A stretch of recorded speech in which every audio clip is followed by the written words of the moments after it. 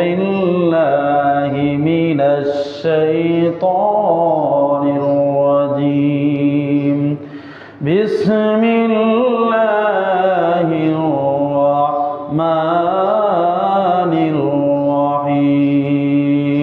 الرحيم يا أيها الذين آمنوا كتب عليكم الصيام كما كتب على الذين من قبلكم لعلكم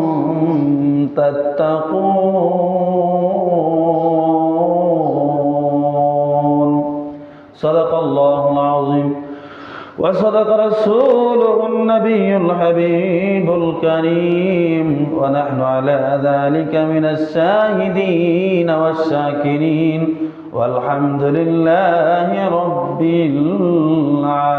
العالمين في شان حبيبه ومحبوبه مخبرا وآمرا إن الله وملائكته يصلون على النبي يا أيها الذين آمنوا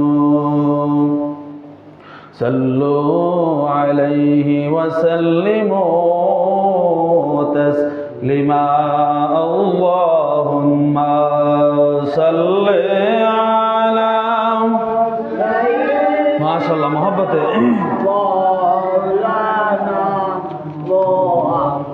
وعلى آل سيدنا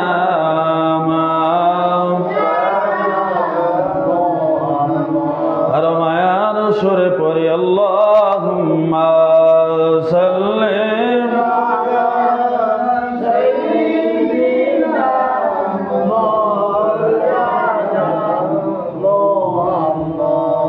وعلى آل سيدنا مولانا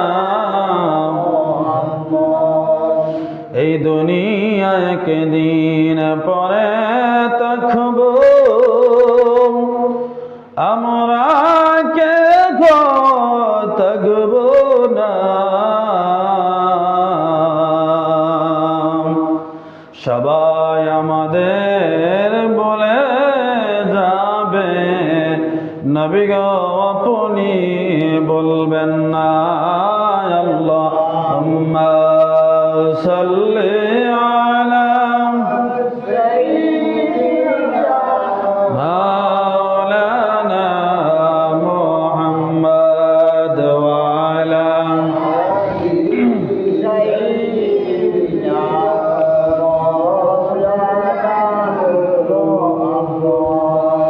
আমরা পাপী গুনাহগার গো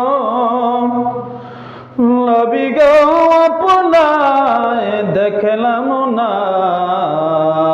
আমরা পাপী গুনাহগার গো নবী গো আপনায় দেখলাম না স্বপ্ন যুগে দিয়া দেখা পুরাও মনের বাসনা আল্লাহুম্মা সাল্লি আলা সাইয়্যিদিনা মাওলানা মুহাম্মদ ওয়া আলা আলি সাইয়্যিদিনা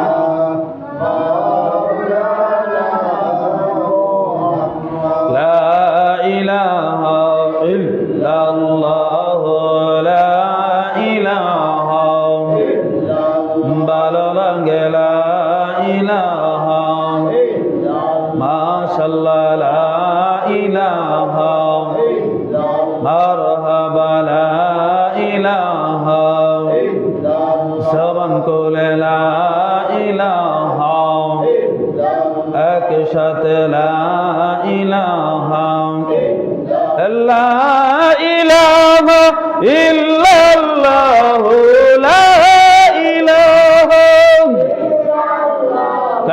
لا إله إلا الله لا إله إلا الله لا إله إلا الله لا إله إلا الله حسبي ربي جل الله ما في قلبي غير الله بولي حسبي ربي هاي هاي ما في قلبي نور محمد صلى الله نور محمد صلى الله كلمة لا إله إلا الله لا إله إلا الله لا إله إلا الله لا إله إلا الله কত সুন্দর মদিনা যার নাই কোনো তুলনা কত সুন্দর মদিনা যার নাই কোনো তুলনা তোমরা বুঝো কেন বুঝো না বন্ধু বুঝো কেন বুঝো না ঈমান হলো মদিনা লা ইলাহা ইল্লাল্লাহ লা ইলাহা ইল্লাল্লাহ লা ইলাহা ইল্লাল্লাহ আল্লাহ আল্লাহ আল্লাহ আল্লাহ আল্লাহ আল্লাহ আল্লাহ তোমার মতো এমন ভালো তোমার মতো এমন ভালো আমায় কেহ বাসে না তাই তো আমরা তোমার দিওয়ানা নবী গো তাই তো আমরা তোমার দিওয়ানা মারহাবা আল্লাহ আল্লাহ আল্লাহ আল্লাহ আল্লাহ তোমার মতো এমন ভালো তোমার মতো এমন ভালো আমায় কেহ বাসে না তাই তো আমরা তোমার দিওয়ানা নবী গো তাই তো আমরা তোমার দিওয়ানা মারহাবা আল্লাহ আল্লাহ আল্লাহ আল্লাহ আল্লাহ আল্লাহ আল্লাহ আমি যতই বলি আমার দন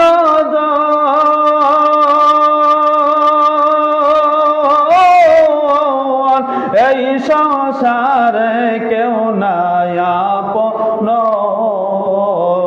মারহাবা আল্লাহ আল্লাহ আমি যতই বলে আমার দন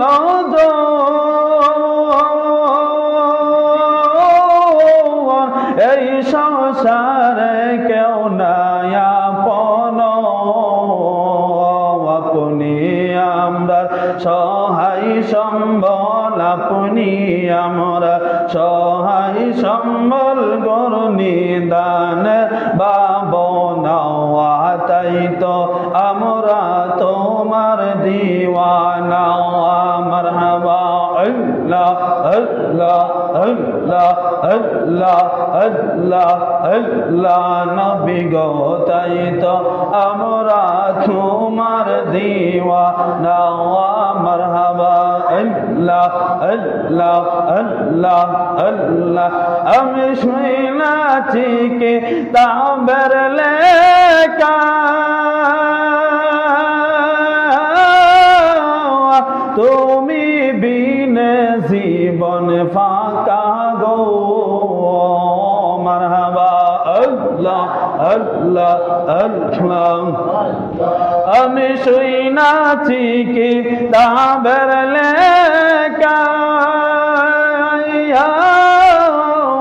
তো তুমি বিনে জীবন ফাঁকা গো, তুমি খুশি না হইলে, তুমি খুশি না হইলে আল্লাহ খুশি হবে না।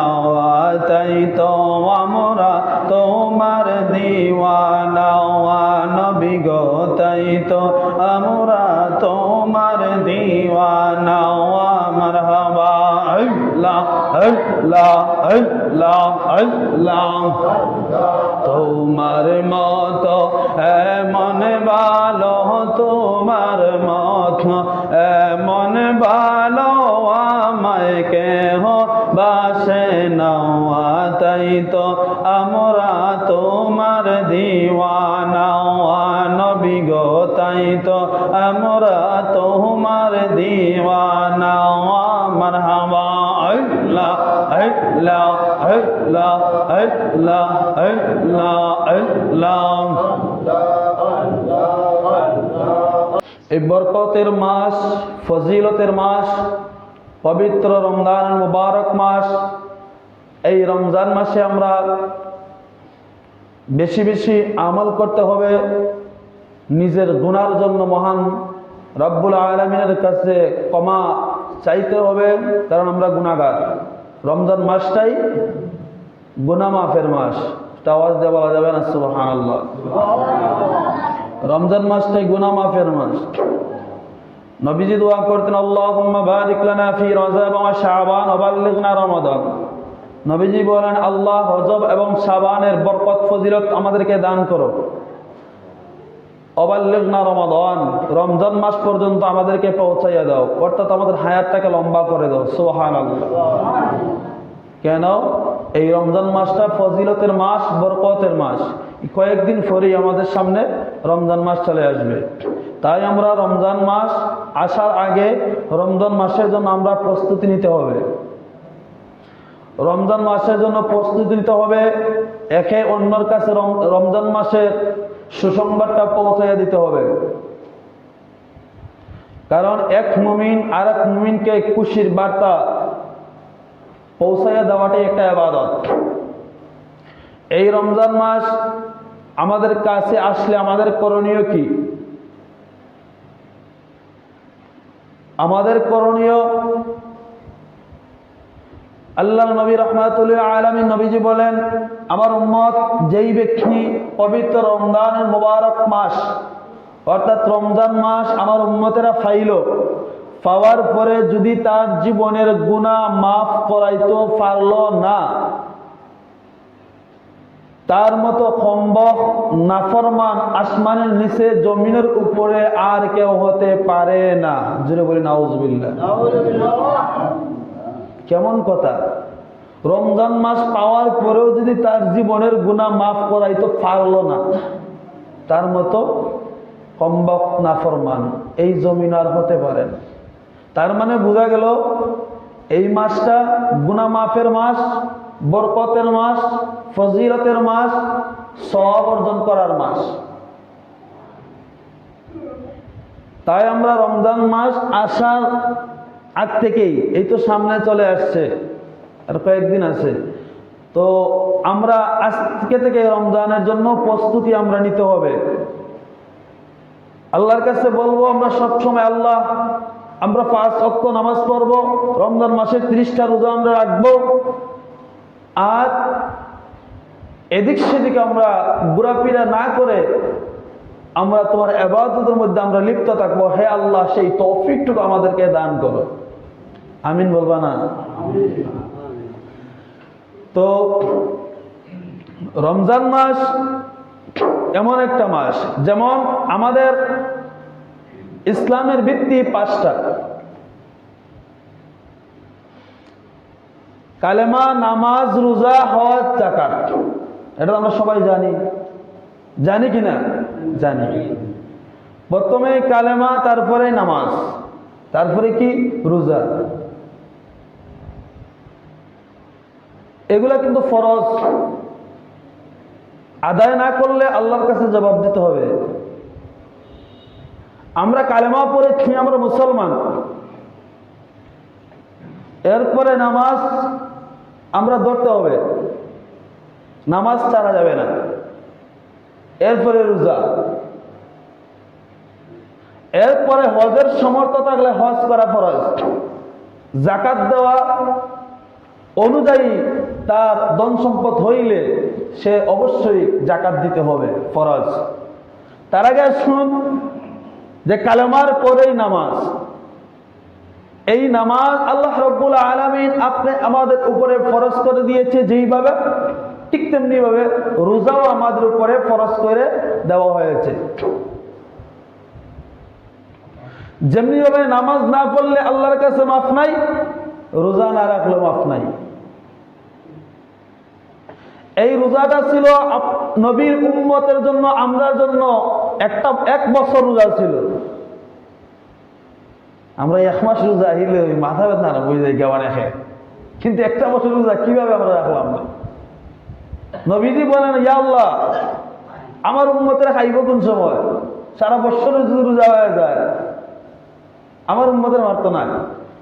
তখন আমার আল্লাহ তাআলা 11 মাস মাইনাস করে কমাইয়া 1 মাস দিয়েছেন রোজা। আল্লাহ তাআলা জানাইয়া দিয়েছেন, হাবিব, আপনার উম্মতেরা যে ওই একটা মাস যদি রোজা রাখে তাহলে আমি আল্লাহ 12 মাসের সওয়াব দান করে দিব। সুবহানাল্লাহ। এজন্য আমরা রোজার জন্য আমরা প্রস্তুতি নিতে হবে। ঠিক টাইমে আমরা সেহরি খাবো, আবার ঠিক টাইমে আমরা ইফতার করব। সারাদিন আমরা পানাহার থেকে আমরা বিরত থাকবো। আর এই জবানটাকে আমরা সবসময় সদা সর্বদা পবিত্র রাখবো। জবানটাকে আমরা সদা সর্বদাই আমরা পবিত্র রাখবো। ওই জবান দিয়ে আমরা মিথ্যা কথা বলবো না, কারণ মিথ্যা কথা বললে জবানটা অপবিত্র হয়ে যায়, গুনাহ হয়, রোজাটা হালকা হয়ে যায়, পরিপূর্ণ রোজার হক আদায় হয় না। এই জবান দিয়ে আমরা কোনো অশ্লীল কথাবার্তা আমরা বলবো না। অশ্লীল কথাবার্তা বললে গুনাহ হয়, পাপ হয়, রোজা হালকা হয়ে যায়, পরিপূর্ণ হক আদায় হয় না।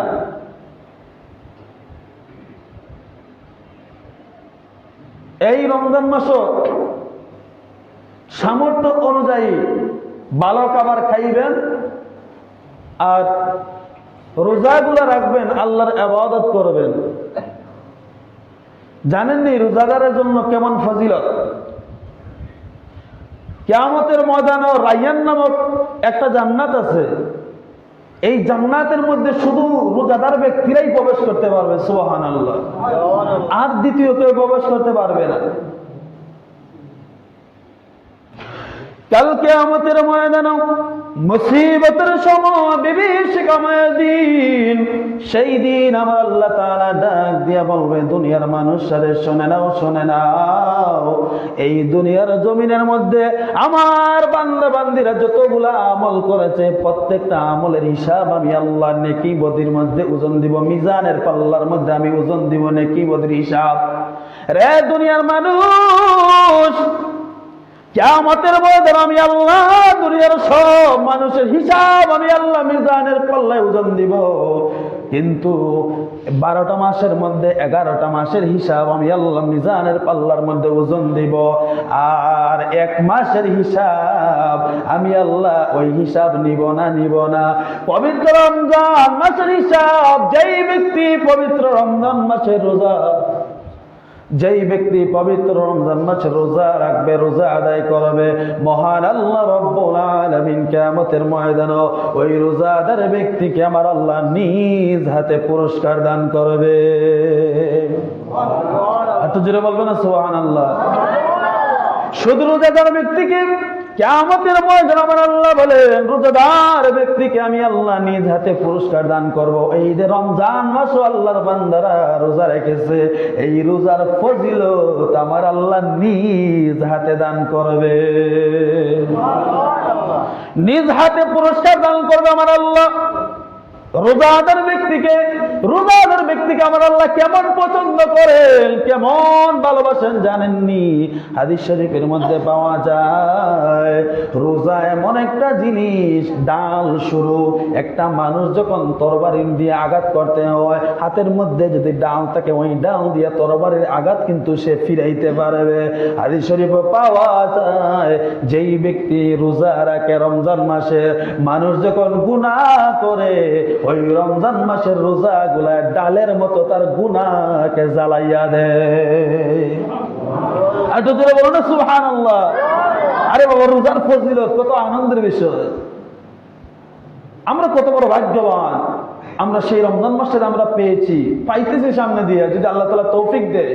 অনেক মানুষ আছে রমজান মাস, গত রমজান মাস এই জমিনের মধ্যে ছিল, কিন্তু এই মানুষগুলো আজ রমজানও নাই। তারা তো একসময় আশা করছিল সামনের রমজানে আমি রোজা রাখবো, কিন্তু তার আশাটা পূরণ হলো না, অন্ধকার কবরে চলে গেছে। যদি আল্লাহ তাআলা আমাদেরকে রমজান পর্যন্ত পৌঁছাইয়া দেয়, আমরা তো আসলে ভাগ্যবান। এই রমজান মাসটা আমরা পাবো, পাওয়ার পরে আমরা পরিপূর্ণভাবে রমজানের হকগুলো আমরা আদায় করব। এমনও হতে পারে আপনার আমার জীবনের শেষ রমজান মাস, এমনও হতে পারে এই রমজান মাস সামনের বছর আমরা নাও পাইতে পারি। এজন্য বাবা, আল্লাহর কাছে বলবেন, আল্লাহ রমজান মাসটা পর্যন্ত পৌঁছাইয়ে দাও। রমজান মাসে প্রত্যেকটা রোজা যেন আমরা পরিপূর্ণ তোমার সন্তুষ্টির জন্য আমরা আদায় করতে পারি। এই রমজানের ফজিলত কেমন জানেননি? হাদিস শরীফের মধ্যে পাওয়া যায়, আল্লাহর বান্দার রমজান মাস পাওয়ার পরে যখন বান্দারা রোজা রাখবে, রোজা রাখার পরে গো দেখবেন বিকাল টাইমে মানুষের মুখের মধ্যে দুর্গন্ধ ছড়াইয়া যায়। আছে না নাই? মানুষের মুখের মধ্যে দুর্গন্ধ ছড়াইয়া যায়। আমরা একজন আরেকজন মানুষকে আমরা অবহেলা করি, কিন্তু তার দুর্গন্ধের কারণে আমরা তার কাছে যাইতে পারি না। অনেক সময় আমরা প্রকাশ্যভাবে বলে ফেলি তোর মুখের মধ্যে দুর্গন্ধ করে, আবার অনেক সময় আমরা না বলে তার কাছ থেকে চলে যাই, দুর্গন্ধকে অবহেলা করে। না রে বাবা, না না না, এগুলা করবেন না। কারণ তোমার কাছে যদি মানুষের মুখের, রোজাদারের মুখের দুর্গন্ধ যদি তোমার কাছে দুর্গন্ধ হইতে পারে, আমার আল্লাহ বলেন, দুনিয়ার মানুষ, ও দুনিয়ার মানুষ, আমি আল্লাহর রোজাদার ব্যক্তির মুখের দুর্গন্ধ আমি আল্লাহর কাছে মেশকে আম্বরের চাইতে বড় সুগন্ধি। আমি জোরে বলুন না সুবহানাল্লাহ। আমার আল্লাহ বলেন, রোজাদারের মুখের দুর্গন্ধ আমি আল্লাহর কাছে মেশকে আম্বরের চাইতে বড় সুগন্ধি। এজন্য বাবারে, মুখ যদি বিকাল বেলাও যদি দুর্গন্ধ চলে আসে, পারলে মিসওয়াক করবেন, কিন্তু ব্রাশ করবেন না, গুল দিয়ে মাজবেন না। পারলে মিসওয়াক করুন, মিসওয়াক করা সুন্নাত। আর আপনার মুখের দুর্গন্ধরে আপনি দুর্গন্ধ মনে করবেন না, কারণ আমার আল্লাহ তো বলেছেন আমি আল্লাহর কাছে মেশকে আম্বরের চাইতে সুগন্ধ। এটা অন্তরের মধ্যে রাখবেন, কারণ রোজাদারের ফলাফল দুনিয়ার কেউ দিবে না। আমার আল্লাহ বলেন, কিয়ামতের ময়দানে আমি আল্লাহর কুদরতি হাত দিয়ে দিব। এই আওয়াজ মানি না, জোরে বলুন না সুবহানাল্লাহ। এজন্য বাবার আমার, শুধু তাই নয়, বিকাল টাইমে যখন ইফতারের সময় যখন রোজাদার ব্যক্তি ইফতার নিয়ে যখন সামনের মধ্যে বসে যায়, আমরা ক্ষুধার যন্ত্রণায় অনেক সময় আমরা ছটফট করি, ঘরের দিকে তাকাই, কয়টা বাজে আর কত মিনিট বাকি আছে, আধা ঘন্টা বাকি আছে, 1 ঘন্টা বাকি আছে, 20 মিনিট বাকি আছে, সময় কিন্তু যায় না রে বাবা। সারাদিন আপনি অনাহার থেকে বিরত থাকলেন, আর বিকাল বেলায় আপনি কিন্তু মনটারে দুর্বল করবেন না, কারণ বিকাল বেলা ইফতারের টাইমে রোজাদার ব্যক্তির কেমন ফজিলত আপনি জানেননি। যখন রোজাদার ব্যক্তি বিকাল বেলা ইফতারটা তার সামনের মধ্যে নিয়ে যায়, হাদিস শরীফের মধ্যে এসেছে, বান্দা যখন ইফতারটা নিয়ে সামনে দেয়, তখন আল্লাহর ফেরেশতারা বান্দাকে দেইকা মুস্কি মুস্কি হাসে। একটু জোরে বলুন না সুবহানাল্লাহ। আবার আল্লাহ ডাক দিয়ে বলেন, রে ফেরেশতারা রে, তোমরা কেন কেন হাসতেছো মুস্কিয়া মুস্কিয়া, কারণটা কি? ওই ফেরেশতারা ডাক দিয়ে বলে, আল্লাহ তাকায় দেখো তোমার বান্দারা এই জমিনের মধ্যে তারা সারাদিন খাওয়া থেকে তারা বিরত থাকছিল, কোনো কিছু খায় না, একটা গ্লাস পানি পর্যন্ত খায় না।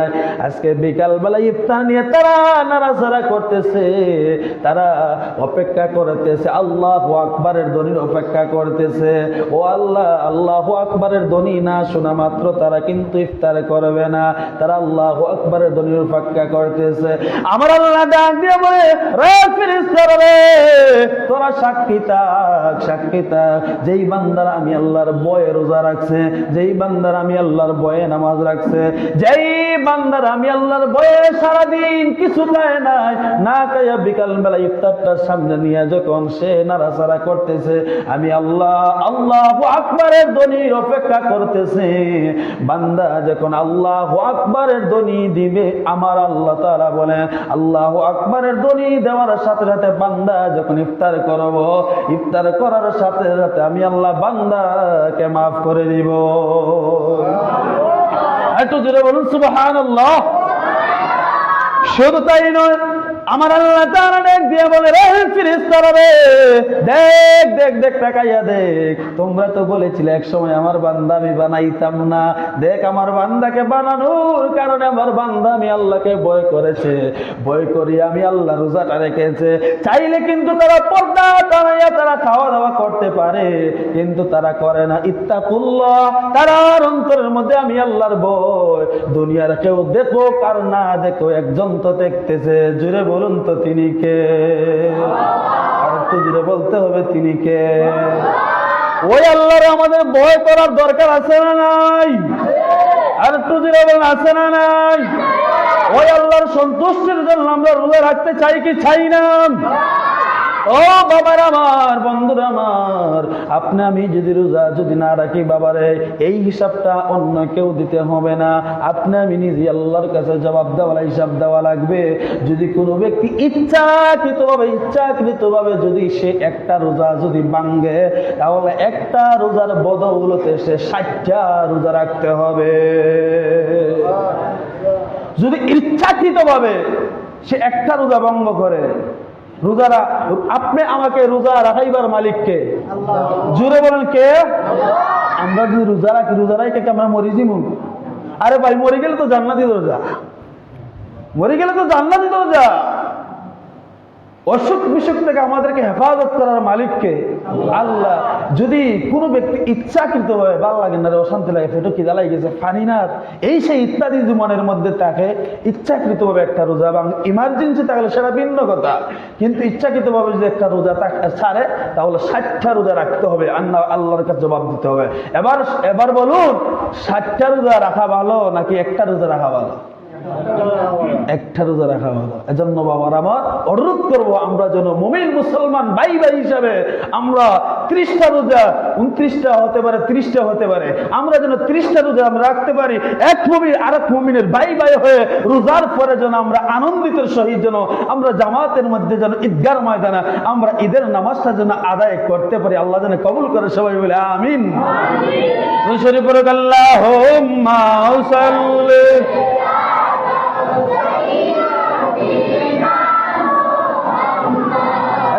نبينا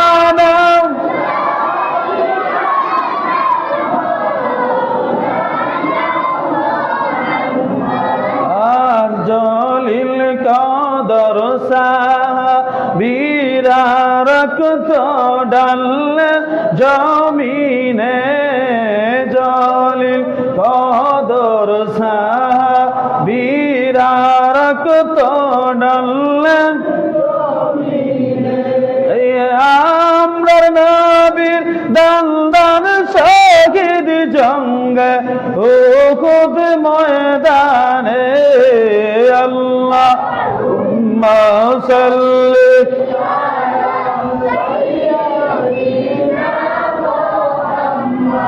আলা নবিয়ানা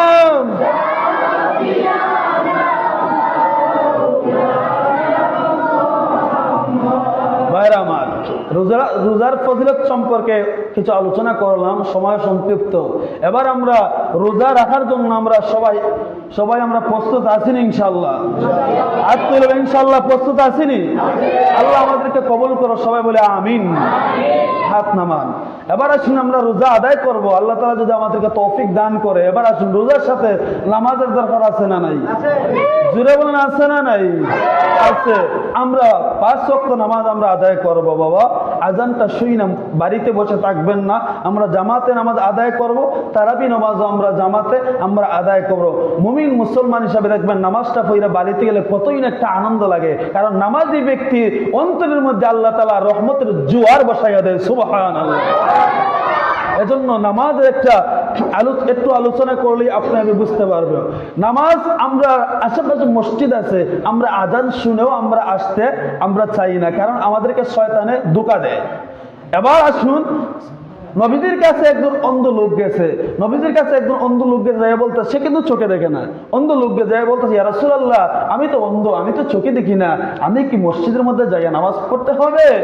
তখন নবীজি বললেন, তুমি যে মসজিদ যাইয়া নামাজ পড়তে হবে, মসজিদের নববীর আজান কি তোমার বাড়ি থেকে শোনা যায়? উনি বলেন, হ্যাঁ ইয়া রাসূলুল্লাহ, আমার বাড়ি থেকে মসজিদের আজান শোনা যায়। নবীজি বললেন, যদি তোমার বাড়ি থেকে মসজিদের নববীর আজান শোনা যায়, তাহলে অবশ্যই তুমি মসজিদে আইসা নামাজ পড়া উত্তম। জোরে বলি সুবহানাল্লাহ। জোরে বলি সুবহানাল্লাহ। নবীজির কথা শোনা মাত্রই ওই ব্যক্তিটা দৌড়াইয়া বাড়িতে চলে গেল।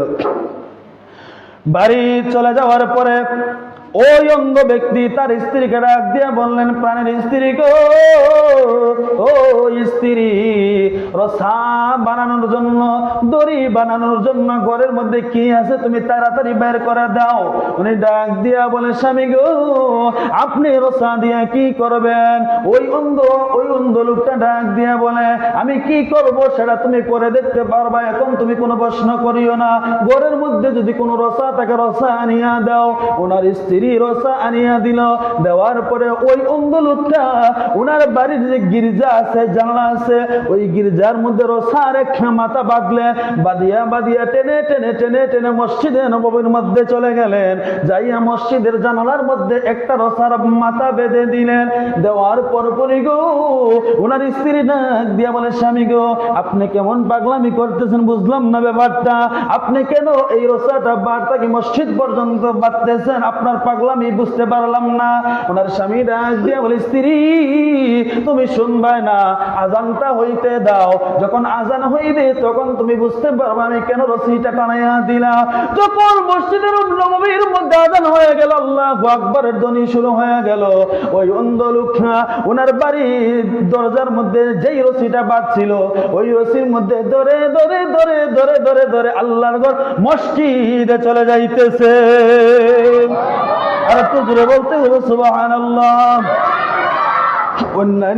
অন্যান্য লোক যারা আছে তারা তাকাইয়া তাকাইয়া মুস্কি মুস্কি হাসতেছে, আর তারা একজন আরেকজনকে ঠাট্টা করতেছে। তাকাইয়া দেখো পাগলের তামসা, রশির মধ্যে দইরা দইরা মসজিদের মধ্যে চলে আসতেছে।